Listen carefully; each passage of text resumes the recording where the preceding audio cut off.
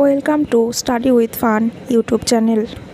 আজকে এই ভিডিওতে আইসিডিএস এক্সাম সম্পর্কিত কিছু গুরুত্বপূর্ণ প্রশ্ন উত্তর নিয়ে আলোচনা করব। রক্ত কি? রক্ত এক প্রকার তরল যোগকলা।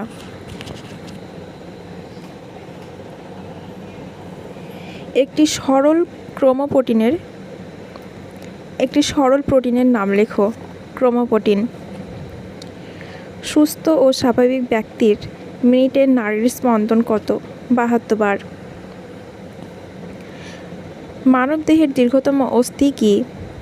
উরুর অস্থি মানবদেহের দীর্ঘতম অস্থি।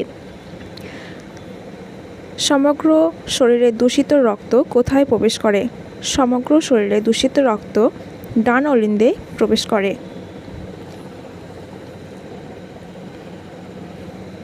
ইনসুলিন বেশি ক্ষরণে কি হয়? ইনসুলিন বেশি ক্ষরণে হাইপোগ্লাইসেমিয়া হয়। আরএনএ কোথায় থাকে? আরএনএ নিউক্লিয়াসে থাকে।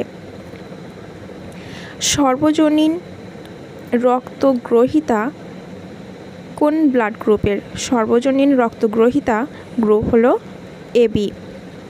শ্বেত রক্তকণিকার প্রধান কাজ কি? শ্বেত রক্তকণিকার প্রধান কাজ হলো জীবাণু ধ্বংস করা।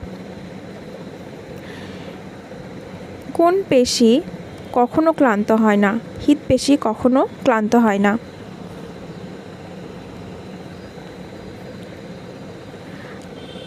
আমাদের বৃক্কে প্রতিদিন কত পরিমাণ মতো এটা মূত্র হবে উৎপন্ন হয়? 1.5 লিটার। হৃৎপিণ্ডের সংকোচনকে কি বলা হয়? সিস্টোল বলা হয়। সর্বজনীন রক্তদাতা কোন ব্লাড গ্রুপের? ও ব্লাড গ্রুপের। কলেরা রোগের জীবাণুর নাম কি? Vibrio colliery.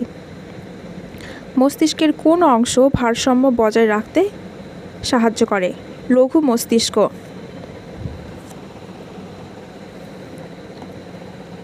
কানের কোন অংশ ভারসাম্য গ্রাহক রূপে কাজ করে? ওটোলিথ ভারসাম্য গ্রাহক রূপে কাজ করে। ভিটামিন সি যুক্ত খাবারগুলি কি কি? লেবু, কমলা লেবু, আমলকি, আনারস, আঙুর, আম, টমেটো প্রভৃতি। মানব রক্তে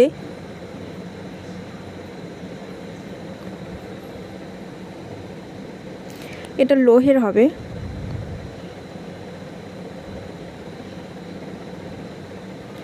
লোহের পরিমাণ কত? 10 mg।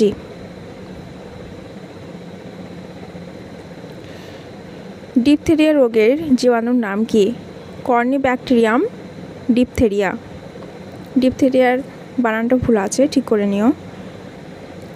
টাইফয়েড রোগের জীবাণুর নাম কি? বেসিলাস টাইফোমাস। এরকম আরও ভিডিও পেতে আমার চ্যানেলটিকে অবশ্যই সাবস্ক্রাইব করবেন এবং কোন বিষয়ে আপনাদের ভিডিও লাগবে অবশ্যই কমেন্ট বক্সে জানাবেন।